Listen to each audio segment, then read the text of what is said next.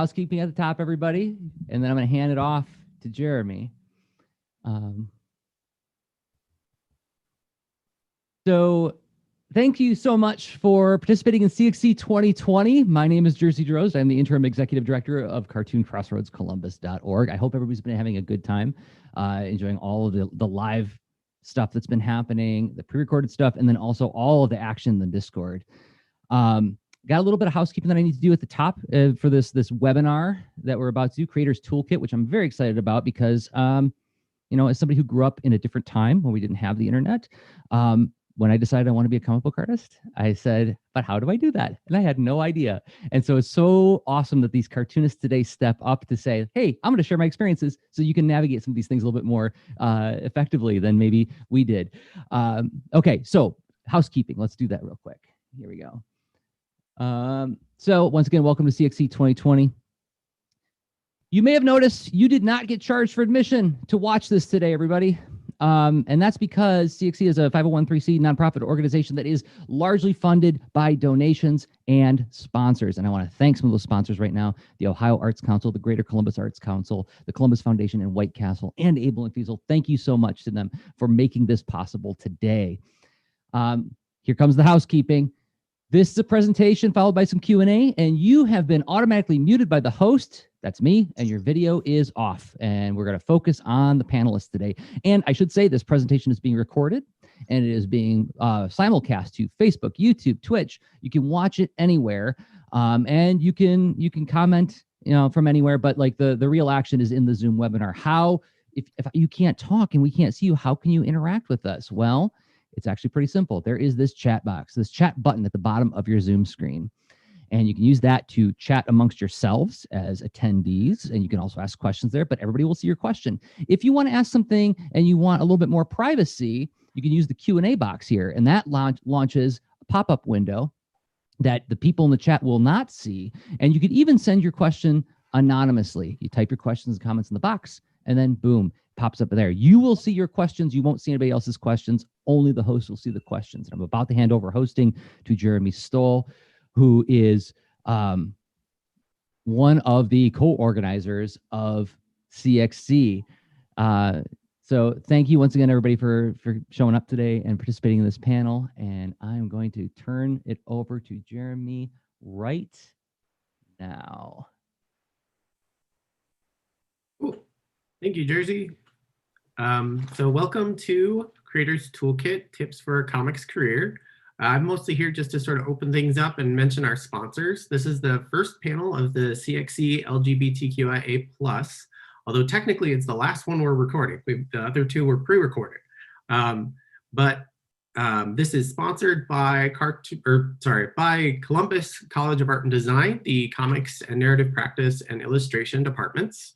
And we've got some really awesome folks here today to talk to you about comics careers. And I'm going to hand things off to our moderator, Mel Gillman, but I will also be managing the Q&A portion later on, so you will see me later. All right. Well, I will go ahead and kick things off. So welcome again, everyone. I'm Mel Gillman. I'm going to be the moderator, so I will be asking the hard-hitting questions tonight. I think how this is probably going to work is we'll probably, have a open discussion. I have some questions that I'm going to ask, and we'll go for probably about like 45 minutes, and then hopefully leave the last 10-15 minutes-ish for Q&A. So for folks in the audience, please do go ahead and submit questions when you have them. We will be so happy to take questions from the audience. But let's go ahead and dive in with a general question.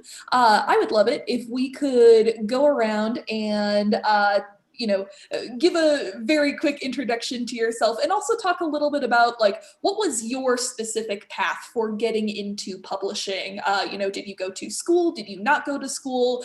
Did you start in self-publishing? Did you make the leap directly to traditional publishing? What was the circuitous path through the comics woods that led you to where you are today? And in terms of order, I'm just going to pull people randomly based off of the order you all are appearing in on my screen. Steenz, let's start with you. Great. So my name is Steenz. I am a cartoonist and editor and professor. I teach cartooning at Webster University, and I'm the artist on the syndicated comic strip Heart of the City. I've also done graphic novels, including Archival Quality, and I have a new one coming out in 2023 called Side Quest, A Visual History of Tabletop Role-Playing Games. It is an adult history book about TTRPGs, where they came from, and it's also semi-memoir, as well as me and my co-creator, Sam Satin, talk about our connection to the tabletop role-playing industry. How did I start? My road was definitely wavy. I went to school for art, but I dropped out because it was expensive. Surprise. And so after I left, I started working at a bunch of different places, but I really started at Star Clipper, which was the local comic book store in my city. And after working there and being a manager there, everything that I did kind of led me to where I was. So I was working there. I was then doing librarianship, and then I ended up into editorial. So it's like every single thing that I did before helped me get a foot in the door at my very next job. And so now here I am, and I've kind of done a little bit of everything, which feels really cool. So yeah. Awesome. Shing, let's have you go next. Hi, my name is Shing Yin Khor, and I'm a cartoonist and installation artist. I mostly do autobiography work, although I've been doing a lot more fiction lately. I started doing comics mostly. How did I start doing comics?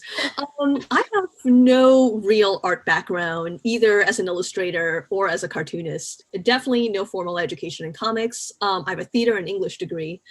And I kind of just meandered my way into comics because I like drawing and I like writing. And at some point I just started making a lot of zines.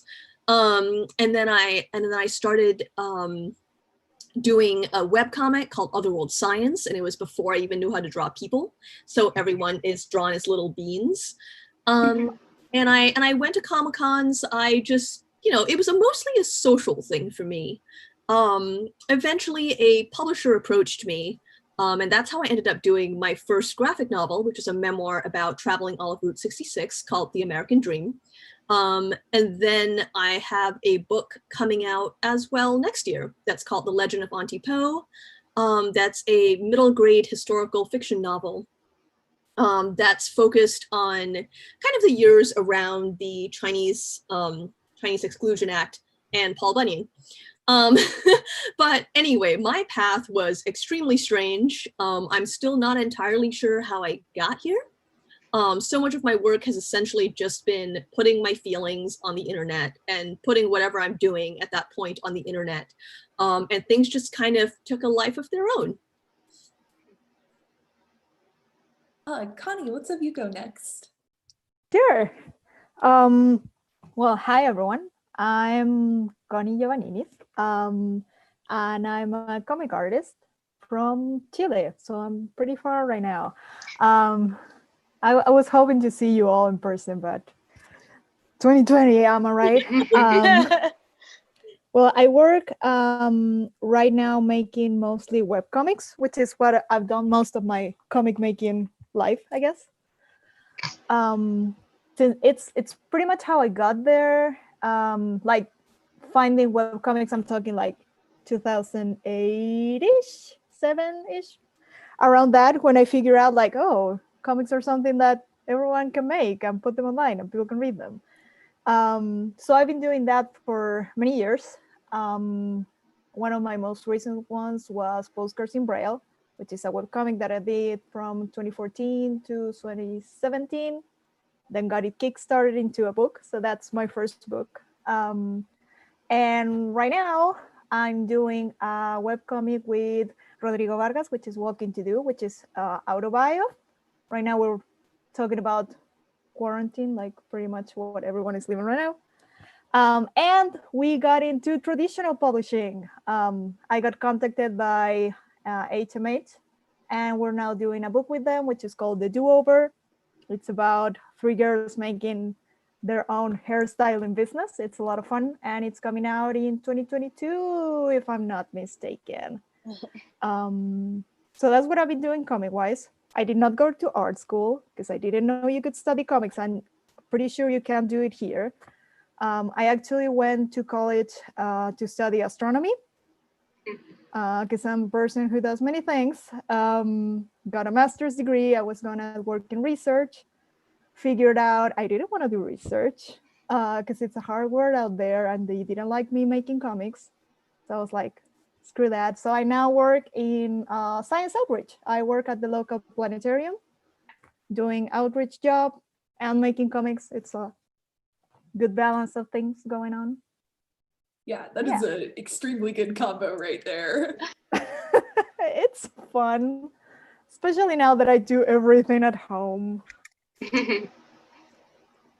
All right, and last but not least, Nikki, if you want to tell us a little bit about what you're doing and what your path is.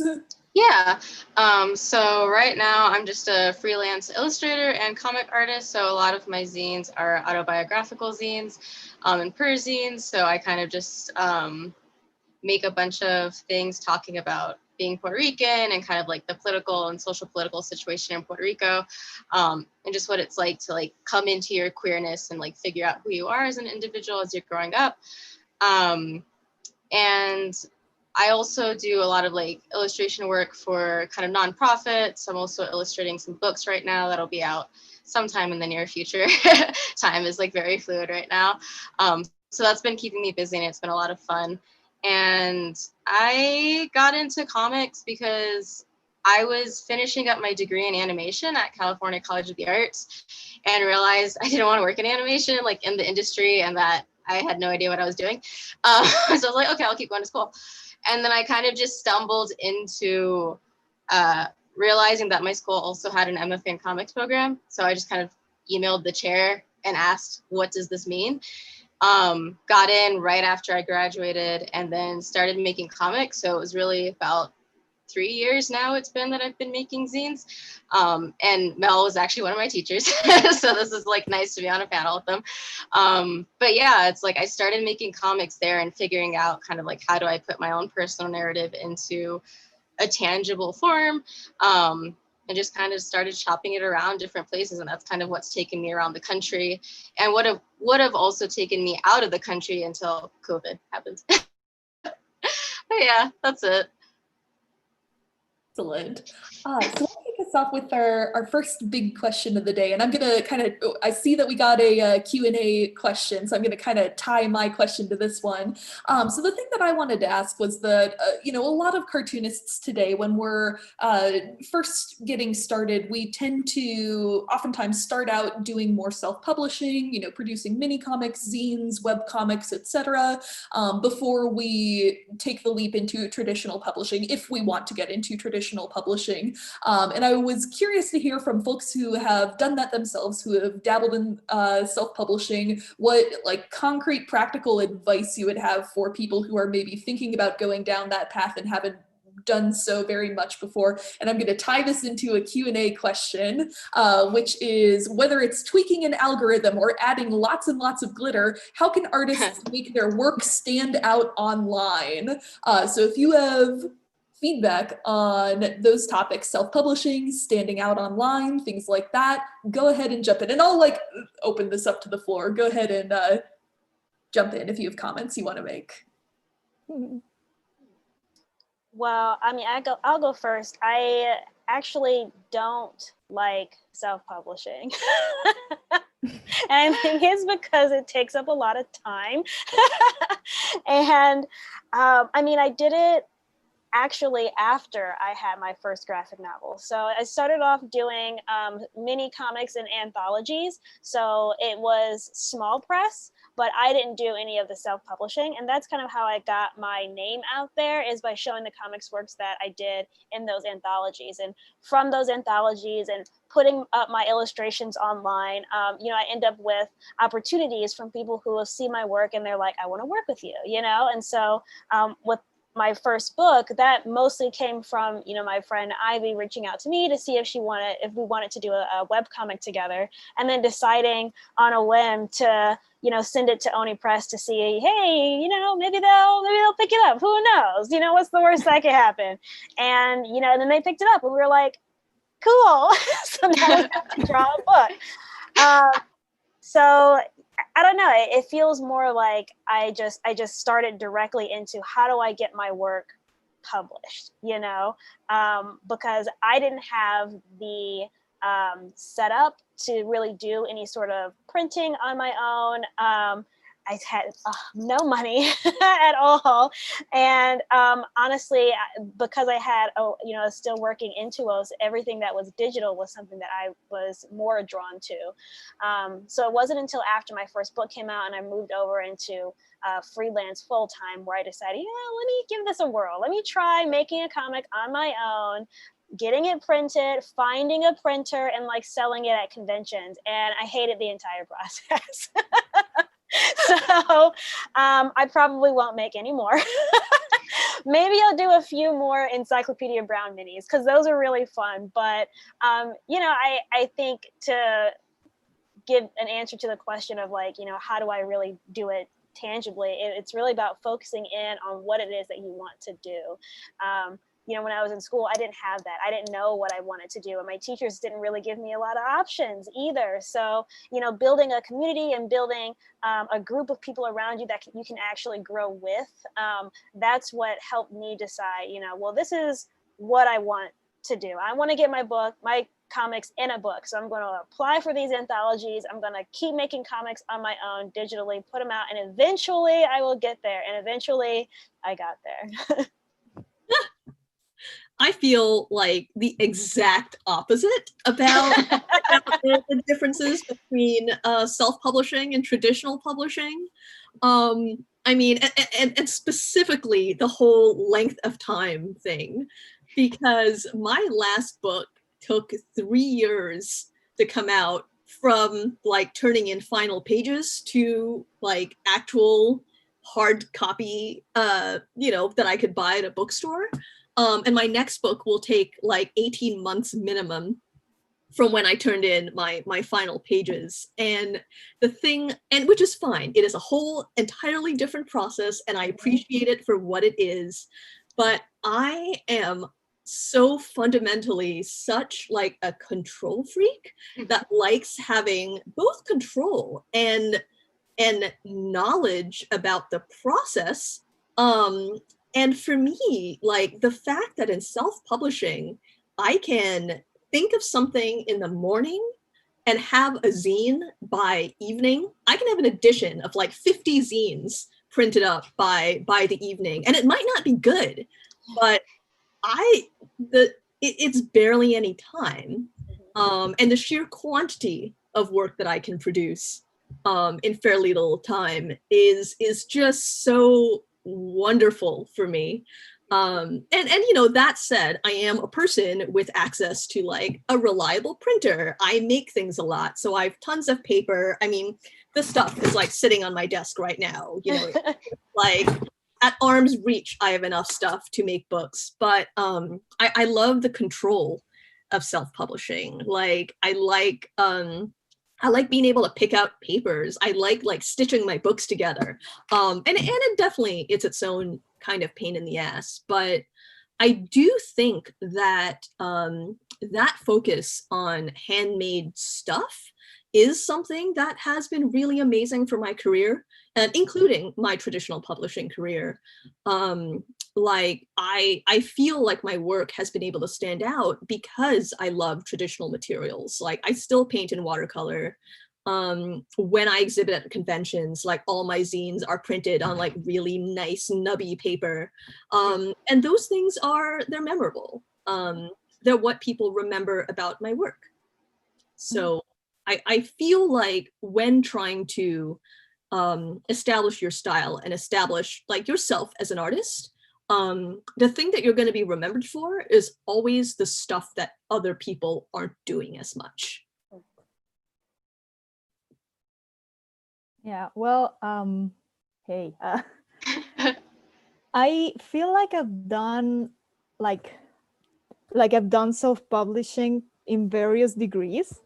Like, for example, I did kickstart my first book, which was a really interesting process. I'm really impressed that I could that it was like something I could do basically on my own, like design the cover and have the print files ready and everything. So that part was fun. I enjoyed it a whole lot, and like choosing the paper and seeing the quotes and whatever. But the part that is out of my control is distribution. So for this Kickstarter, I actually have a very good friend of mine. I had some friends in the United States who would receive the books from me and ship them. So to me, it's easy to be like, oh yeah, Kickstarting was fun. I didn't touch any of the boxes with the books. I just sent the files and oh shit. I just sent them flying and didn't have to worry about that. And then months later, I got my books in my hands and be like, oh, I made this. But I actually missed half of the work. So it's kind of, and then I had them send them to me at conventions. Well, to like the 3 conventions I've been in the, up in the Northern Hemisphere. So that's been fun. And I just got into traditional publishing now, so I don't really know how that goes. It's like saying our book comes out in 2022 is like, what even is that? Like, it's so far away. But I like making scenes, like for local shows over here. That's been nice. I do like stapling things until the stapler goes bad, and then I hate stapling things.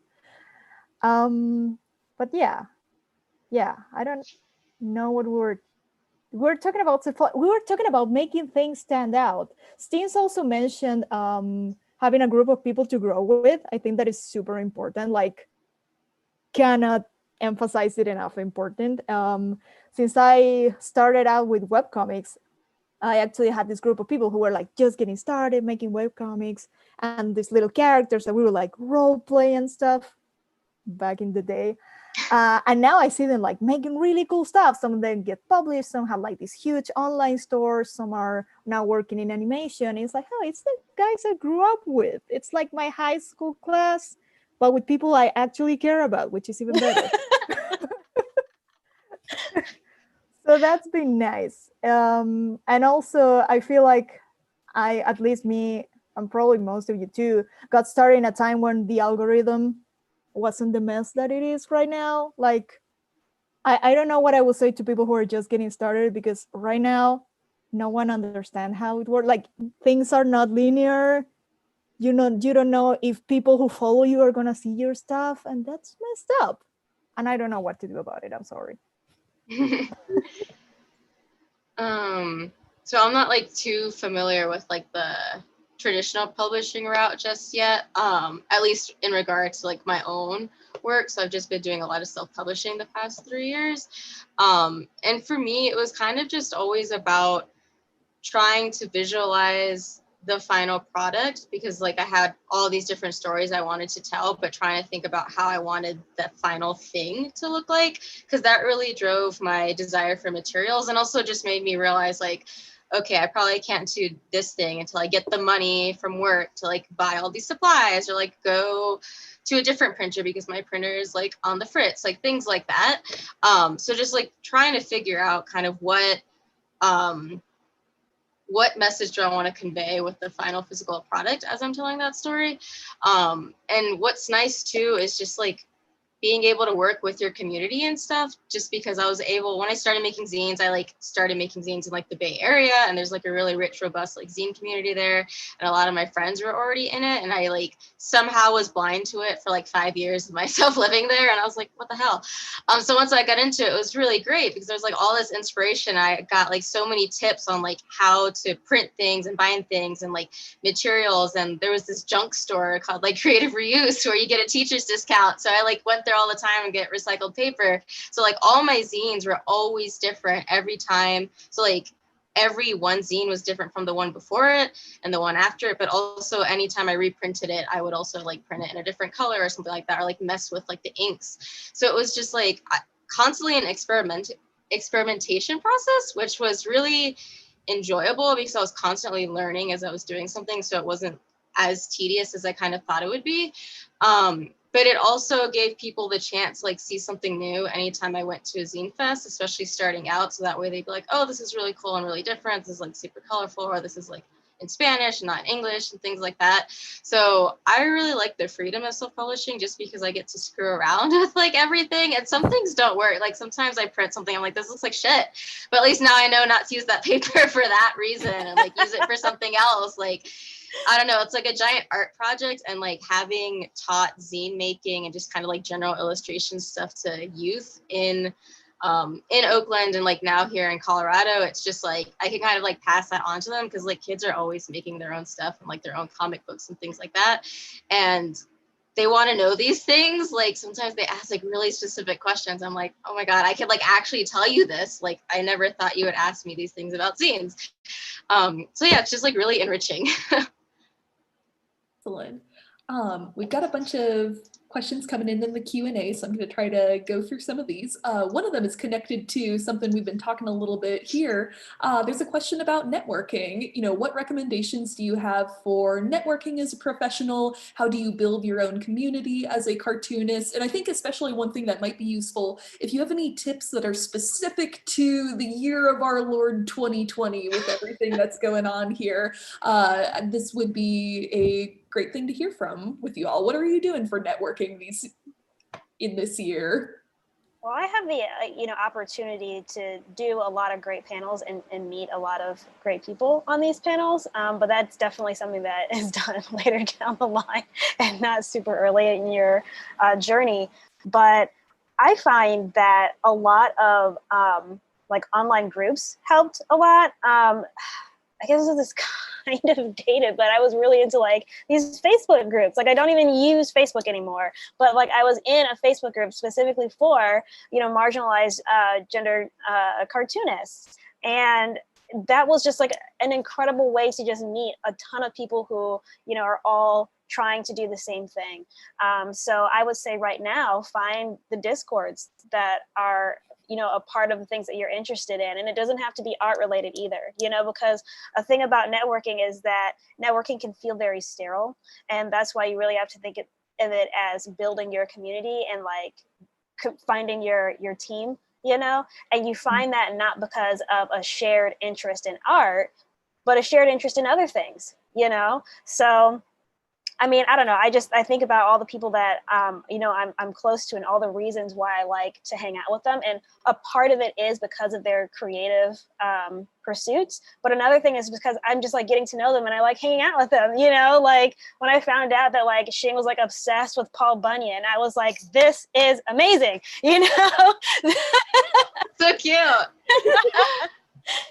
So it's really about like getting to know each other, because once you have that friendship, it's a lot easier for you guys to talk about things that like matter even more, which is, the work and how to move forward and how to get better. And it's hard to ask those kinds of questions when you don't really know someone that well, So I recommend looking into some Discords. I don't know if I can really say Twitter right now because I don't know, my Twitter seems very much like 80% political right now and a lot less community building.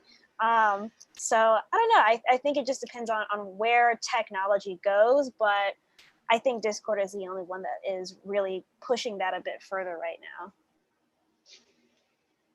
Yeah, I was just gonna say like at least for me, like part of like what started me like networking with zines and comics was just trying to go to every zine fest that I could. When that was like a reality, especially in the Bay, there were like a lot in like random proximity to like Oakland and Berkeley and San Francisco. So through that, like I was able to meet a lot of people and just kind of like put my work out there and like just learn from everybody and like socialize and kind of understand like what this community is all about. And I think you could still like, it's starting to happen more in the virtual space, like at least through Instagram, like even though Instagram can be like a total shithole sometimes with the algorithm and whatnot, it's like everyone's trying to put these festivals that would have been happening right now online. So it's just like they're like featuring all these artists, and it's like just a way to go ahead and see all this different work that's happening out there that like maybe you can't meet them in person, but it's like you could still converse with them too. And like the more I got into doing zine festivals, I was not confident enough to like put myself out there to be like, oh, I'm going to be on a panel, or like I want to lead a workshop or anything like that. It wasn't until people started asking me to do things, I was like, oh, okay. Like I can do these things. So like after the first like couple of them, I started to like, yeah, put myself out there and try to talk about things that mattered to me. So whenever there were open pitches for like panels, like asking for topics, you could discuss specific things like subject matter you talk about in your zines that you're not seeing well reflected in other spaces. And I think that's a really way to go about it, because not only is that a way for you to discuss your passions and kind of like this open space, but also you get to speak with other people who understand your perspective and like build conversation. And like through being in panels like that, it's like that's how you build like all these different long lasting friendships. And that's kind of how my journey has been. And even doing like the virtual thing, I'm still able to have those opportunities like right now, and things that were happening with like Latino Comics Festival and like SoulCon, which is really great, because that was something that really worried me as we had to like recede into this little technological bubble for this year. Is just like, how are we going to continue these events, but seeing that there's so much more than events, they're like really community building efforts and things like that. And how do we grow relationships? Like, it's nice that we were able to find a way to like transform it through like all these video calls and whatnot. But yeah, it's really just trying, like once you have work that you feel confident in, like it doesn't necessarily have to be like you have to have like 5 zines or something like that, because you could just have like one really great zine and like everyone will like eat that up. But it's like once you have something you're confident in, just like find places to put that out there, whether it's like going to your nearby like bookstore or comic shop that picks up zines and like putting it up there, or just like finding different zine fests or like features online, like Pikes Peak Zine Fest is happening right now in Colorado, and they're like featuring different artists, and all you had to do is like find their little blurb on their post and just say like, I want to go ahead and like feature my work. And also like you could do zine trades. Like zine trades are also a really way to go about that. Just like mailing random people your zines and getting like random batches back. It's like really cute. Yeah, these are great. They're always a fun time, like trading and stuff. To me, I think networking, like especially now, like in the before times, like DeviantArt, it was easy to like make friends with all these fun little guys just your age who are also having fun, and then we all grew up together. But in the past, I don't know, 8-10 years, I feel like networking in person is like, it's like super important, and it does way more than one would think. Like we go and put our work out there, and we put our work out there online, but I feel like my most networking, the most amount of people I've known have been traveling to North American conventions, which from here is kind of a lot, as in I will never break even, but it's been so worth it. Like every time I've been to SPX once, CXC once, and TCAF once. I once went there, but not exhibiting, so that's kind of 2 times.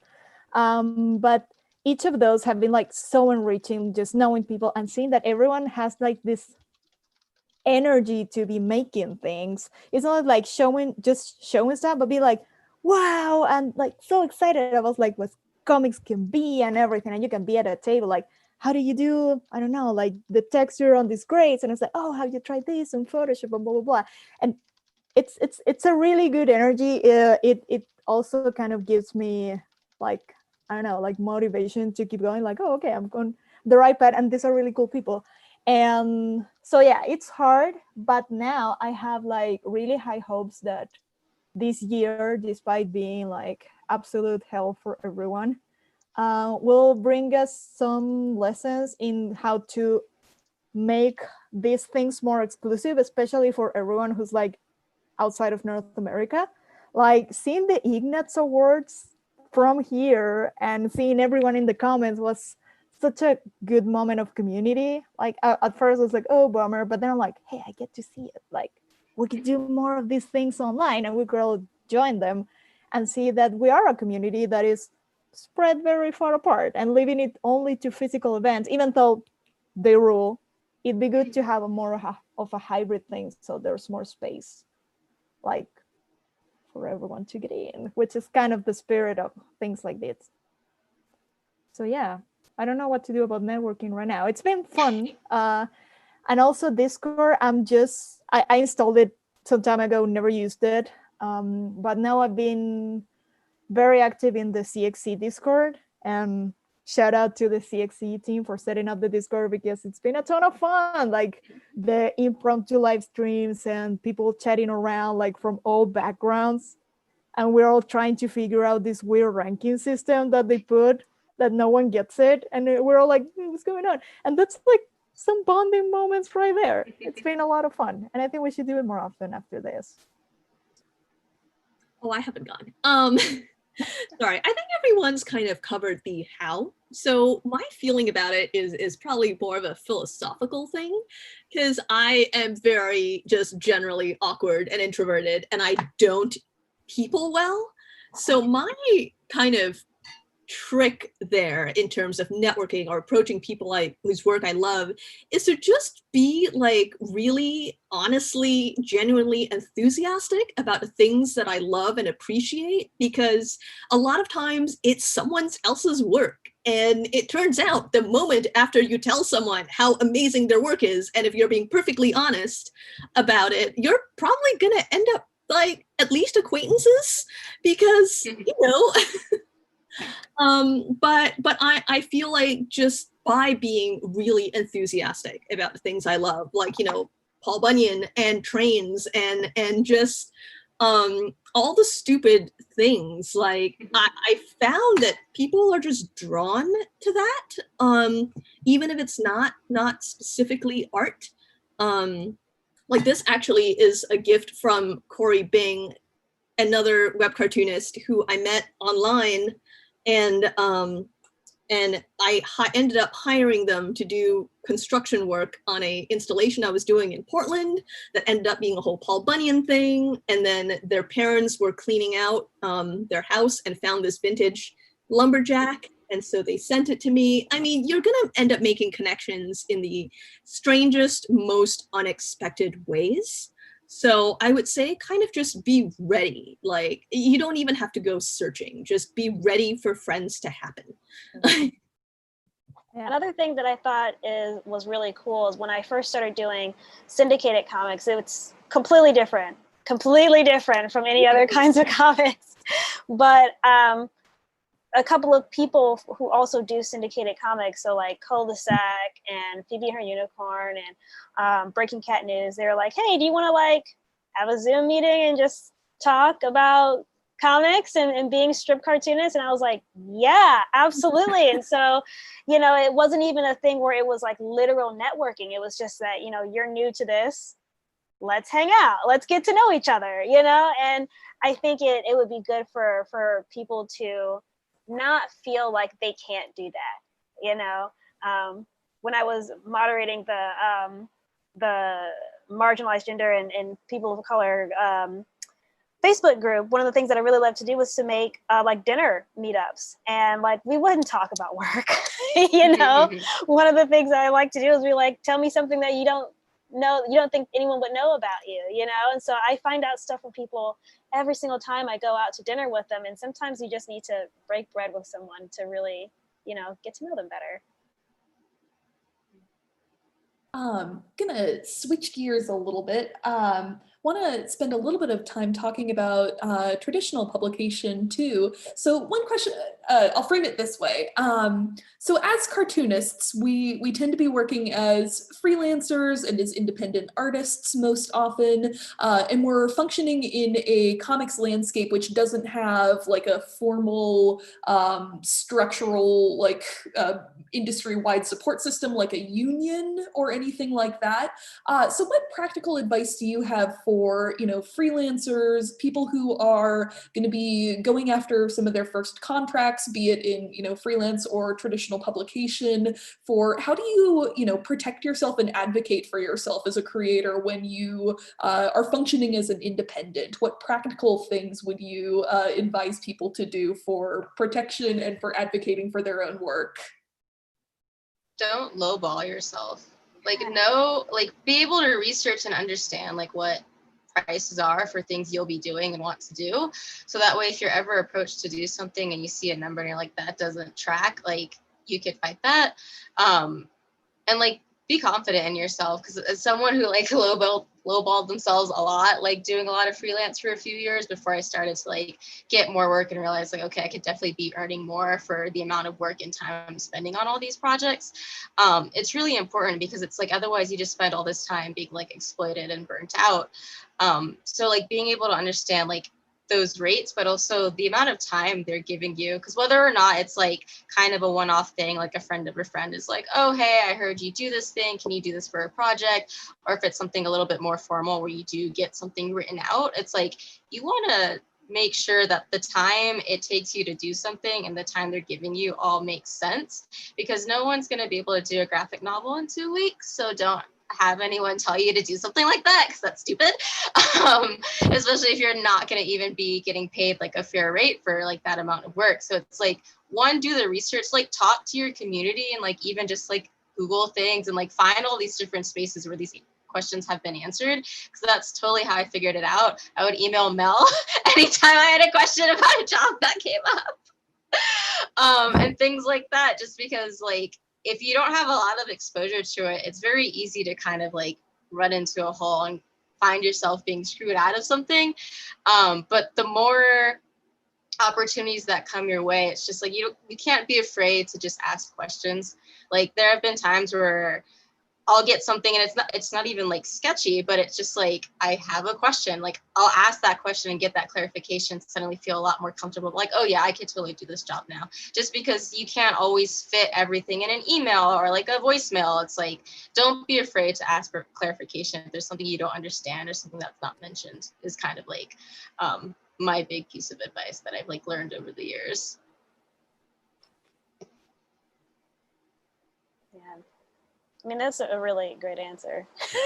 Yeah, I'm like, word. I mean, I was basically going to say something similar, you know, have confidence in yourself, because I don't think imposter syndrome ever goes away. If it does, that would be sick, because I'm tired of this. But, you know, think about the reason someone is asking you to do work for you. It's because they want you to do it. You know, so if someone's like, I want you to look over this pitch, it's not because you lucked into it. It's because they trust your opinion, you know, and it's the same thing when it comes to art as well. If someone wants you to do work for them, it's because they trust you to do it. So make sure that when you actually do it, you're like, great, this is the job that I'm doing for you, and I'm going to do it to the best of my ability, and I know it's going to be good because obviously I'm good. I'm getting paid for it, aren't I? Yeah. Not to like give yourself that like extra Libra energy and be like, I'm the shit, until you believe it. So yeah, that's why I say confidence. You got to have it. And I think that if you're going the traditional publishing route and are working in fields where agents are common, you should definitely get one of those. Mm-hmm. Yeah, because it is the best thing for imposter syndrome for me, and my desire to not make people mad is having someone that just does that for me. Yeah, and then also agents have this really cool thing where they want to work with you. You know, they're not just looking over your contracts because that's their job. You know, they want you to succeed, and they want to help you cultivate your career, you know? So while you may have them look over something and you know, negotiate for you, they're also going to talk to you and be like, okay, well, what do you want to do next? You know, or this is a really cool project that I thought you would be cool at. It's completely different than what you usually do, but maybe. So it's like having someone on your team is really, really nice. And always remember, you know, it's a collaborative effort, you know? Mm. I agree with everyone. I'd like to highlight again, Nikki already said it, but being in contact with people, especially when it comes to like freelance work, you know, when there are like some publishers and people are like, don't work with these guys. Yeah. We all know who they are by now.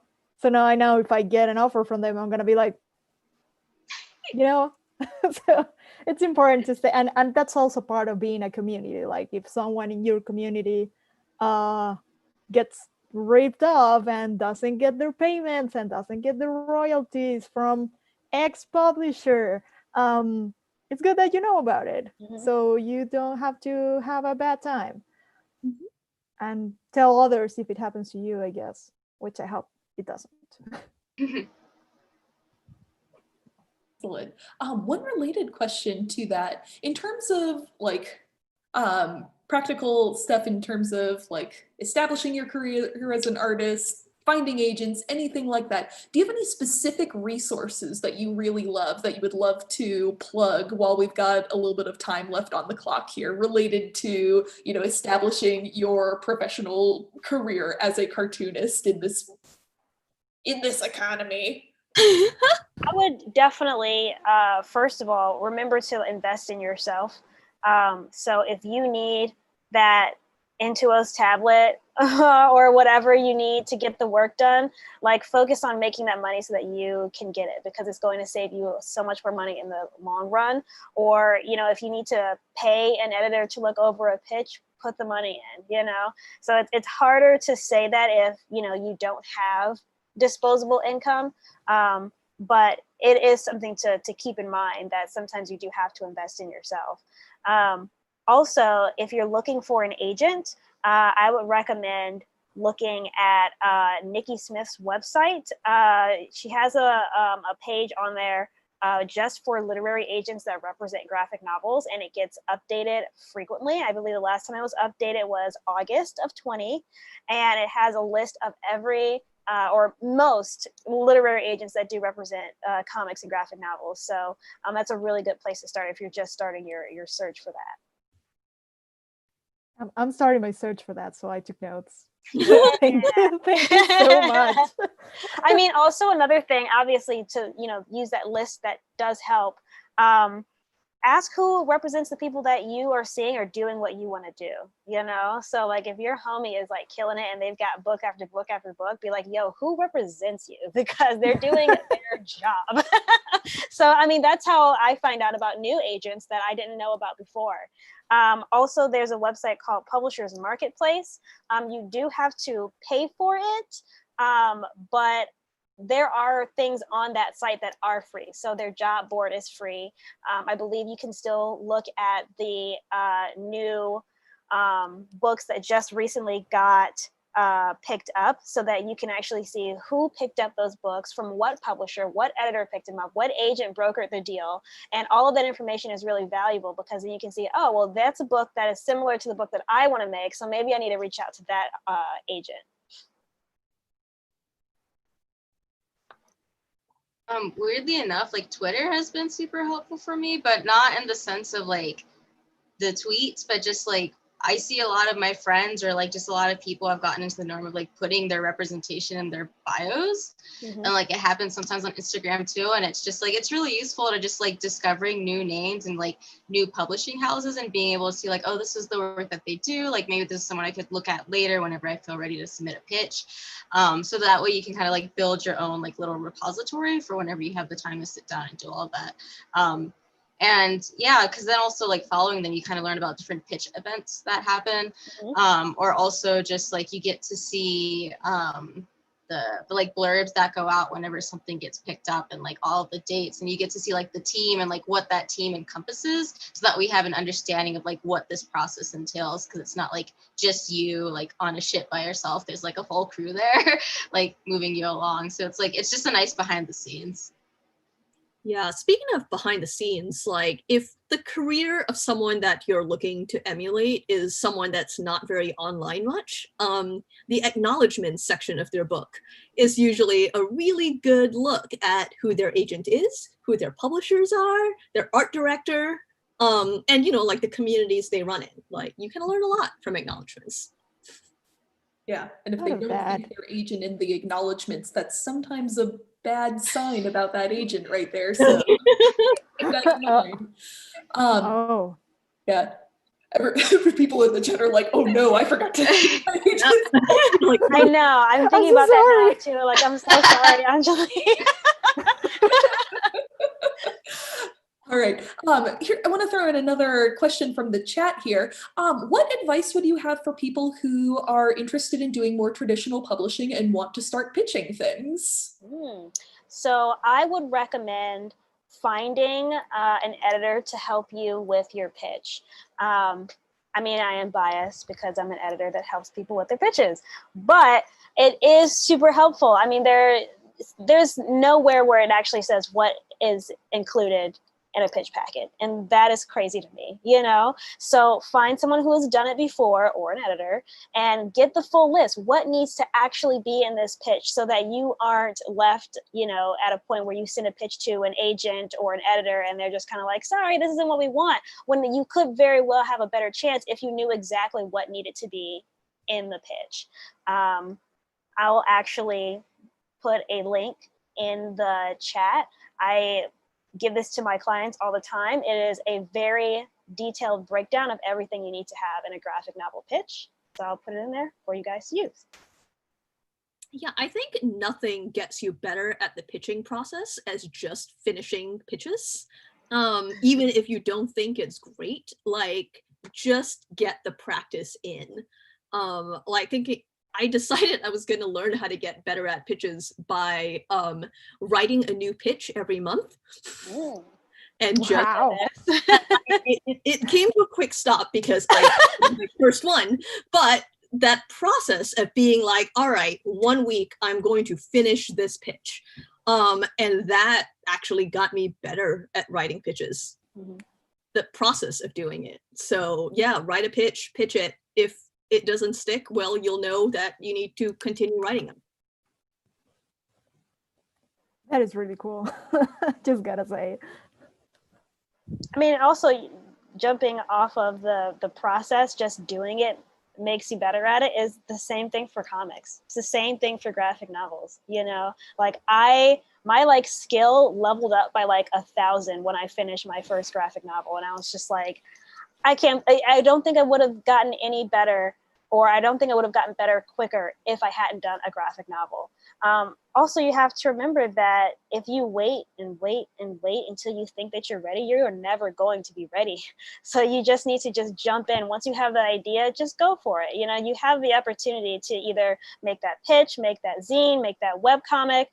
All of the opportunities are there for you. You just have to take that first plunge and not hold yourself back. Because there's a lot of things that can hold people back, and it should never be yourself. Yeah, you should just accept that your masterpiece is not what's going to happen on your first try. It's gonna take a while to get there. That your first book is probably going to be fine. It's probably going to be just fine. But your fifth is probably going to be really good. Your first several books are practice books. Really. Yes. Practice one. Here's another question from the chat. So this one's a little bit more on the creative side of things, but I would still love to hear answers from folks. How do you know that you're writing a story that people are going to want to read? Oh, other people are usually really happy to tell you. Yeah, That's true. That's true. Sorry. I mean, the answer is, how do I know? I don't. But I like working in public and putting stuff out, like just constantly. And so I work almost entirely from audience feedback. Whether it's, you know, my agent, whether it's like my editor being like, this idea isn't great, or even just like people on Twitter or people on Patreon, like you can tell when an idea resonates. So I would probably, I'm not a person that feels like weird about like the possibility of an idea being stolen, because I just don't think that ideas in and of themselves are all that interesting. It's all about execution. So yeah, I just let other people tell me. Also, you never know what people are going to gravitate towards. You know, I saw a zine that was basically just talking about how sick it was. So they got this full-size rug for their living room for $35. And I'm like, that's amazing. What a deal, you know? And it's just like, what a random, obscure thing to make a zine about. But you'd be surprised how many people are also thinking, wow, yeah, that is a good deal. I want to find that zine. That sounds so good. Yeah, I want to know about it. Yeah, so you never know. I did one where my my husband got the wrong toothpaste because they were out of the toothpaste we usually get, and it stressed me out a lot because I don't like change, and I'm really close to my toothpaste. And so I just did a comic about how I was trying to think, how do I get rid of this toothpaste? Do I tell him that I don't want to use it even though it's barely used? Is this a first world problem that I want to get rid of a perfectly good toothpaste? So yeah, and people loved it. So just put out what you like, and there will be someone out there that likes it. Yeah. Oh, sorry. Oh no, you're fine. Okay. So I feel like that reflects a lot in your work. Like when you can read a comic and tell the person had a great time doing it or has like a great time thinking about the topic they're talking about.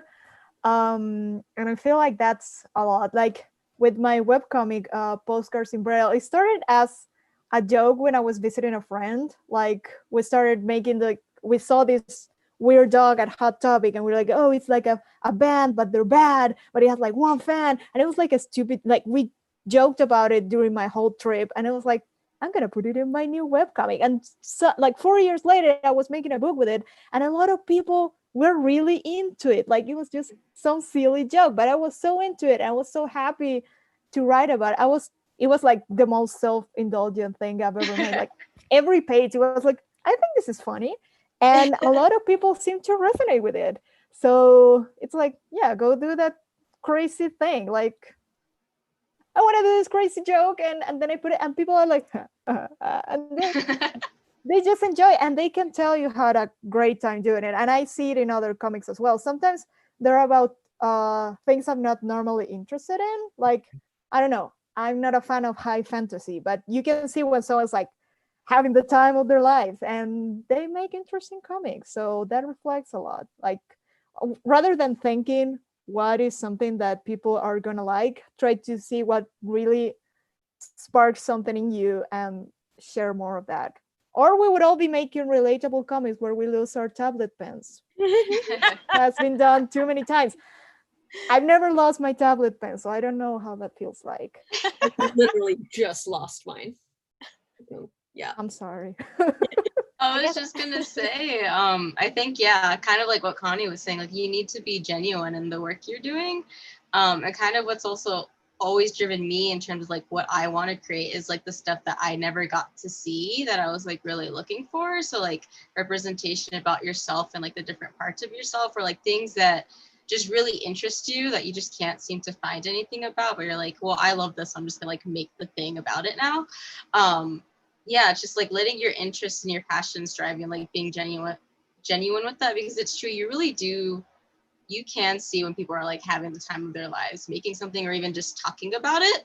And that right there is like already so enthralling when I like see someone who's like stoked out of their mind about like something super random that came up like on a tangent, and then suddenly I'm gonna like look into it later because I'm just so intrigued now.